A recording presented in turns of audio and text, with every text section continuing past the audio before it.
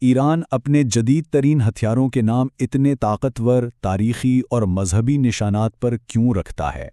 یہ صرف نام نہیں ہے، یہ ایک پیغام ہے۔ آج کی اس گفتگو میں ہم یہ سمجھنے کی کوشش کریں گے کہ کیسے ایک قدیم تلوار ایک جدید میزائل کی پہچان بن جاتی ہے، اور اس کے پیچھے آخر حکمت عملی کیا ہے۔ عربی کا ایک بہت مشہور قول ہے جو صدیوں سے گونج رہا ہے، لا فتح الا علی، لا سیف الا ذوالفقار۔ مطلب یہ کہ علی جیسا کوئی جوان نہیں اور ذوالفقار جیسی کوئی تلوار نہیں۔ یہ صرف ایک جملہ نہیں ہے، یہ حضرت علی کی بہادری اور ان کی لیجنڈری تلوار کی عظمت کا ایک اعلان ہے۔ تو آج ہمارے سامنے دو ذوالفقار ہیں، ایک طرف ہے قدیم دو دھاری تلوار جو خدائی طاقت اور فتح کی علامت ہے، اور دوسری طرف ایک جدید بیلسٹک میزائل جسے ایران سمجھتا ہے کہ یہ جنگ کا پاسا پلٹ سکتا ہے۔ اور یہیں سے ہماری کہانی شروع ہوتی ہے کہ کیسے ایک پرانی داستان ایک نئی جنگی مشین کا چہرہ بن گئی ہے۔ تو آئیے سب سے پہلے ذرا ذوالفقار کی اصل کہانی کو سمجھتے ہیں۔ یہ جاننا بہت ضروری ہے کہ آخر اس ایک نام میں اتنی طاقت آئی کہاں سے۔ دیکھیے، ذوالفقار صرف ایک ہتھیار نہیں ہے۔ اسلامی روایت میں یہ طاقت، انصاف اور اللہ کی مدد کی ایک بہت مضبوط علامت ہے۔ کہا جاتا ہے کہ اس تلوار نے کئی جنگوں کا رخ موڑا، اور اسی وجہ سے اسے فتح کی ضمانت سمجھا جاتا ہے۔ اچھا، اب آتے ہیں آج کے دور میں اور دیکھتے ہیں کہ ایران نے اس طاقتور تاریخی علامت کو اپنے سب سے جدید ہتھیاروں کی شناخت کیسے بنا دیا ہے۔ اور یہ کہانی، یاد رہے، صرف ایک میزائل تک محدود نہیں ہے۔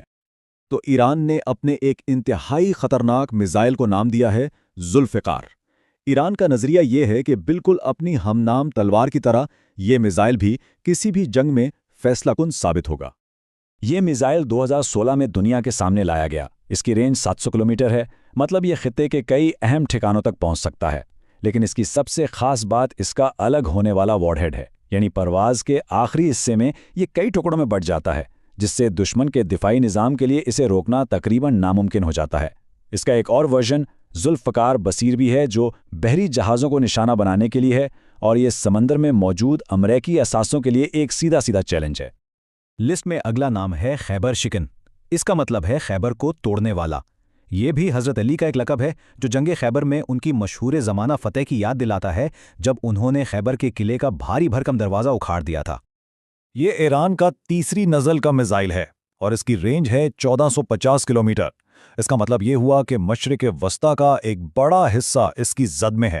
یہ وزن میں ہلکا ہے اور اسے موبائل لانچروں سے بھی فائر کیا جا سکتا ہے، جس کی وجہ سے حملے سے پہلے اسے ڈھونڈنا اور تباہ کرنا بہت ہی مشکل ہے۔ اور اسے بنایا ہی اس لیے گیا ہے کہ یہ دشمن کے میزائل ڈیفنس سسٹمز جیسے اسرائیل کا آئرن ڈوم کو چکمہ دے سکے۔ لیکن ایران صرف قدیم تاریخ سے ہی نام نہیں چنتا۔ حاج قاسم میزائل کا نام ایران کی قدس فورس کے سابق کمانڈر جنرل قاسم سلیمانی کی یاد میں رکھا گیا ہے، جنہیں ایران میں ایک جدید دور کا ہیرو مانا جاتا ہے۔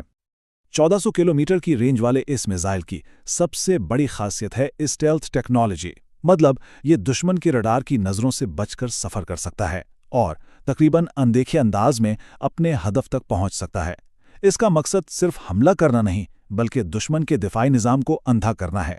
تو آپ دیکھ رہے ہیں، ہر نام کے پیچھے ایک خاص مقصد اور ایک خاص حکمت عملی چھپی ہے۔ اور یہ حکمت عملی صرف میزائلوں تک ہی محدود نہیں ہے۔ ایران کی ذوالفقار میزائل بوٹس چھوٹی تیز رفتار کشتیاں ہیں جو ریڈار کو چکمہ دے کر جھنڈ کی صورت میں حملہ کرتی ہیں، جس سے بڑے بحری جہازوں کے لیے ان کا مقابلہ کرنا ناممکن سا ہو جاتا ہے۔ اسی طرح ان کا اپنا بنایا ہوا ایئر ڈیفنس سسٹم باور 373، جسے وہ روس کے مشہور S-400 کے برابر سمجھتے ہیں، ان کی خود انحصاری کی علامت ہے۔ تو اصل سوال یہ پیدا ہوتا ہے کہ آخر یہ نام چنے ہی کیوں گئے؟ ظاہر ہے یہ کوئی اتفاق تو نہیں ہو سکتا، اس کے پیچھے گہری سوچی سمجھی چال ہے۔ ان ناموں میں ایک پیغام چھپا ہوا ہے۔ یہ علامتی جنگ کی ایک حکمت عملی ہے، جس کا مقصد صرف میدان جنگ میں نہیں بلکہ ذہنوں پر بھی اثر ڈالنا ہے۔ اور یہ پیغام ایک دو دھاری تلوار کی طرح کام کرتا ہے۔ ایک طرف اپنے اتحادیوں اور اپنی عوام کے لیے یہ نام حوصلہ، اتحاد اور خدائی مدد کا یقین دلاتے ہیں۔ یہ انہیں یاد دلاتے ہیں کہ وہ ایک عظیم تاریخ کا حصہ ہیں۔ لیکن دوسری طرف دشمنوں کے لیے یہ ایک نفسیاتی ہتھیار ہے۔ یہ نام انہیں تاریخی فتوحات کی یاد دلا کر خوف زدہ کرتے ہیں اور ایران کے کبھی نہ جھکنے والے ارادے کا پیغام دیتے ہیں۔ اس کی سب سے واضح مثال ایران کے سپریم لیڈر آیت اللہ علی خامنئی کی ایک سوشل میڈیا پوسٹ ہے، جس میں انہوں نے لکھا، علی اپنی ذوالفقار کے ساتھ خیبر لوٹتے ہیں۔ यहाँ जुल्फ़िकार का जिक्र जंग की तैयारी और दुश्मन के खिलाफ अल्लाह की मदद के तस्वर को जाहिर करता है। ये ताकत और अज़्म का एक खुला अलामती ऐलान है। अब ज़रा इस तस्वीर को और बड़ा करके देखते हैं कि इसका इलाक़ाई सियासत पर क्या असर पड़ता है। ये अलामतें सिर्फ ईरान की सरहदों तक महदूद नहीं, बल्कि ये इसके इत्तेहादियों के पूरे नेटवर्क को आपस में जोड़ती हैं। चाहे लुबनान में हिजबुल्लाह हो, यमन में हौसी हों या इराक में हशद शाबी, ये तमाम ग्रोह हज़रत अली से गहरी अक़ीदत रखते हैं। ये मुश्तरका मजहबी और तारीख़ी विरसा एक बहुत ताकतवर नज़रियाती जोड़ का काम करता है, जो इन्हें ईरान के गिर्द एक मुत्तहदा महाज़ बनाता है। तो जब ईरान जुल्फ़िकार या खैबर का नाम लेता है तो इसकी गूंज सिर्फ तेहरान में नहीं बल्कि बैरूत, सना और बगदाद में भी सुनाई देती है। तो खुलासा ये है कि हमने देखा कि ये सिर्फ हथियारों को नाम देने का मामला नहीं है। ये कदीम तलवार की अलामत को एक जदीद कसीर जाती हिकमत अमली में बदलने की कहानी है। ये तारीख़ को एक हथियार के तौर पर इस्तेमाल करने का फ़न है, जहां हर मिसाइल सिर्फ लोहा और बारूद नहीं बल्कि अपने साथ एक ताकतवर पैगाम भी लेकर चलता है। आखिर में एक सवाल जहन में आता है, अलामतों का ये जो पूरा ज़ख़ीरा है, ये ईरान के एतमाद की निशानी है या फिर आने वाले किसी बड़े तसादुम का इशारा? इसका जवाब शायद वक्त ही देगा।